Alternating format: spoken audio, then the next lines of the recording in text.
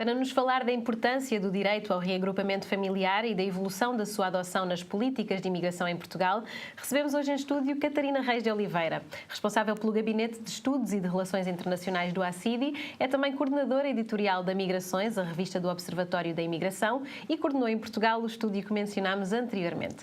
Olá, Catarina, bem-vinda. Obrigada. Eu acho que podíamos começar por falar deste estudo de reagrupamento familiar que aconteceu também aqui em Portugal. Porquê este estudo neste momento?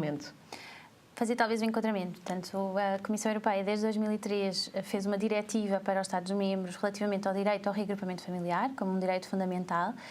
Nem todos os Estados-membros adotaram da mesma forma esta diretiva ou interpretaram os requisitos que esta diretiva colocava. Muitos Estados-membros tenderam a fechar o reagrupamento, portanto, criando dificuldades para os seus requerentes. Sim. Portugal, contra a corrente, não seguiu esse caminho, não colocando as limitações que a diretiva colocava, e foi bastante além até, que posso ilustrar depois com alguns exemplos, tanto nesse sentido.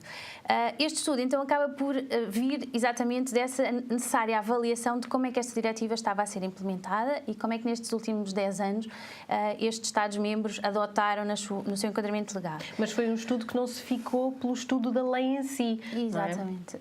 E eu acho que foi, de facto, uma das mais-valias deste estudo é que não ficou pela análise da lei, mas foi pela prática da lei, ou seja, qual é a opinião dos imigrantes efetivamente sobre as dificuldades que sentiram nos processos, como é que os requisitos geram ou não o acesso efetivo ao direito a viver em família. Portanto, este projeto procurou efetivamente fazer essa avaliação. Houve cerca de uma centena de imigrantes entrevistados, e contactou, portanto, mediadores interculturais, entrevistou advogados que defendem imigrantes neste processo, as instituições envolvidas no processo. Portanto, houve efetivamente uma análise com todos os lados da história, moeda. Exatamente, da moeda. E foi um estudo que demorou algum tempo, cerca de um ano e meio. Um ano e meio, exatamente. Portanto, foi cerca de um ano e meio de trabalho de terreno intenso, e para Portugal foi realmente um estímulo e um desafio muito importante.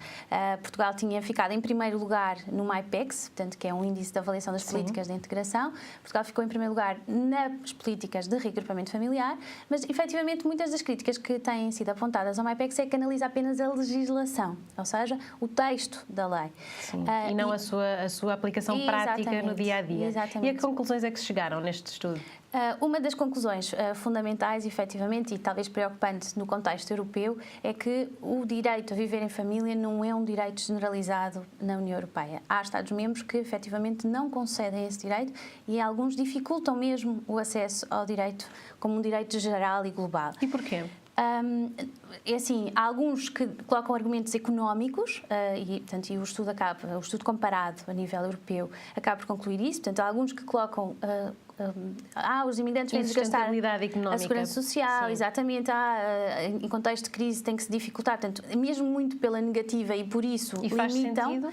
Não faz sentido, efetivamente, e eu acho que Portugal aqui dá o exemplo pela positiva. Sim, não só não faz sentido, como os imigrantes, se analisarmos em profundidade, são fundamentais para a própria economia nacional e para a própria demografia nacional, como os últimos censos já o ilustravam e bem. Sim, a questão da natalidade, por exemplo, é uma ajuda muito grande a esse nível. Exatamente. Portanto, isto foi uma das alertas fundamentais que este estudo mostra. Portugal contra a corrente, no fundo, os restantes países. Outro aspecto preocupante que o estudo comparado mostra é que a diretiva recomendava que os imigrantes tivessem acesso ao direito ao reagrupamento familiar também como um aspecto positivo para a sua integração. Portanto, havia uma associação a nível europeu de que melhor integração está associada a viver em família. O que aconteceu foi que alguns destes Estados-membros interpretaram isto de uma maneira limitativa, sim. Introduzindo então os testes de integração. Aconteceu na Alemanha, aconteceu na Áustria, na Holanda, na Dinamarca, e estes testes à integração são claramente situações que nós diríamos em Portugal de inibidoras, na realidade, da integração efetiva, porque, simplificando muito, o que fazem é, no país de origem, portanto, imagine-se no Suriname, portanto, ou num país de origem, exigir às pessoas que aprendam o alemão aprendam o holandês como pré-requisito para virem. Portanto, e estamos a falar, imaginando, situações de alguns países, este estudo acabou por ilustrar isso, situações de alguns países que não têm forma, portanto, não têm institutos de aprendizagem dessa língua, ou não têm forma de testar esses conhecimentos. Sim, de entrar em contacto com esses Alguns países nem têm embaixadas dos países para onde o imigrante pretende ir. E estamos a falar de simplesmente ir-se juntar, muitas vezes aos seus pais, ou ao seu marido, ou à sua esposa, ou aos seus irmãos. Portanto, e estamos a falar efetivamente de uma inibição concreta do reagrupamento. Daí que Portugal tenha contrastado, porque efetivamente não é essa a nossa interpretação do que é integração.